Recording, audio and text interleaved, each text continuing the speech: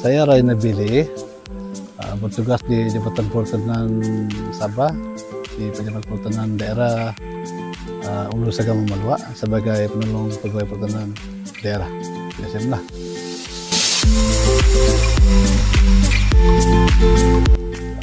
Secara pribadi, saya rasa kawasan wildlife survey yang ditempatkan pada kali ini kira mencabar, sebab kita terpaksa melalui kawasan sungai lah, dan kawasan sungai tersebut agak dalam, dan dari segi logistik memang agak terhad untuk dari segi pergerakan.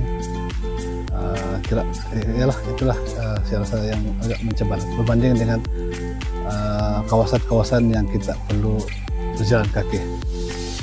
Sebab saya melihat hanya laluan sungai saja yang boleh kita lalui untuk sampai ke lokasi yang kita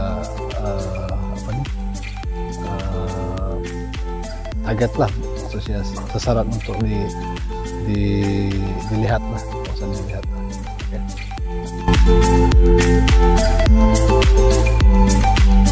Saya rasa penemuan yang menarik lah sepanjang sungai yang kami perhatikan adalah memang of course dari segi wildlife memang kita masih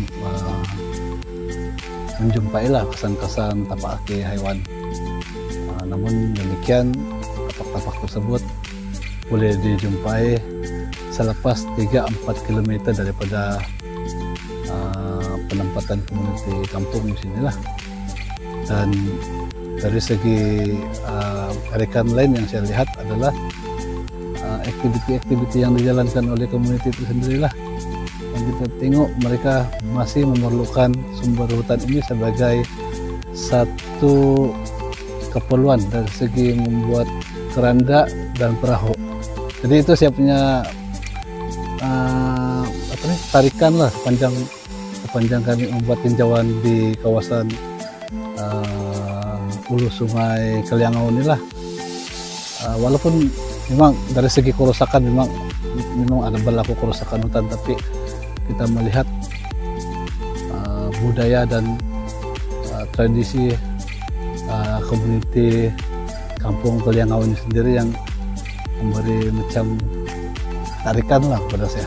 Sebab di mana-mana tempat yang saya pergi, ini first time saya tengok macam mana cara orang buat keranda dan perahu lah.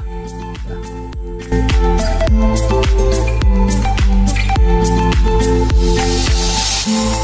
Bagi saya secara pribadi, kawasan ini memang berpotensi besar lah dari segi pelancongan lah, sebab salah satu budaya komuniti itu sendiri di sinilah yang memang susah mau dijumpai di kawasan-kawasan lain lah selain daripada kawasan di sini, di mana komuniti di kampung ini masih mengamalkan budaya-budaya lama. Itu salah satu. Kedua, tarikan hidupan liar lah. Kita masih mengesan beberapa spesies haiwan yang besar lah, bersize besar. Contohnya macam memang kita tahu rusa ini adalah spesies hewan yang biasa ditemui di kawasan-kawasan konservasi. Tetapi dari aspek di mana wujudnya komuniti di sekitar tuh memang agak menarik, sebab kita masih boleh melihat spesies hewan ini masih berada di kawasan tersebut lah. Dan ketiga yang saya lihat adalah potensi daripada aktiviti sungai lah. Contohnya macam saya melihat dia berpotensi untuk menjadikan kawasan kayak rafting ataupun tubing. Memang kawasan ini memang sesuai untuk melakukan aktiviti-aktiviti lasak di kawasan sungai lah. Itu saya pikir yang saya boleh lihat dari segi potensi pelancongan.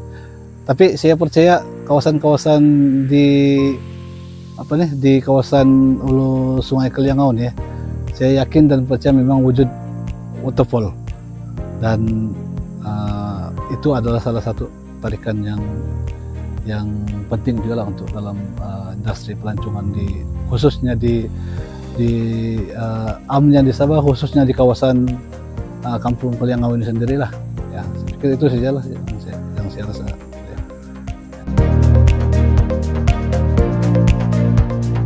Oke, harapan utama saya adalah kawasan ini dijaga, wujudkan satu pos kawalan untuk memastikan kawasan ini senantiasa dipelihara, diurus dengan baik, coba mengurangkan kerusakan ataupun pencerobohan dalam hutan simpan lah. Dan kedua, saya harap kawasan ini satu hari nantilah, mungkin kalau panjang umur saya boleh melihat satu perkembangan industri pelancongan di kawasan di sinilah. Sebab saya melihat satu, memang apa yang saya katakan tadi, memang dari segi aktiviti sungai memang sangat menarik, dan peluang komuniti di sini untuk terlibat bersama dalam industri pelancongan itu dari segi penyediaan inap desa ataupun homestay memang sangat strategik. Sebab apa? Kuala Sungai Kaliangau ini adalah satu-satunya laluan yang boleh kita gunakan untuk masuk ke hulu Sungai Kaliangau dan menghampiri kawasan core area Maliau Basin sendiri itulah. Saya pikir itu dua harapan saya lah. Satu, kawasan ini dikawal sebaik mungkin lah. Yang kedua ini dari segi kemajuan ataupun pembangunan industri pelancongan pada masa akan datang lah. Saya pikir itu dua perkara yang paling utama lah. Saya punya harapan lah, ya.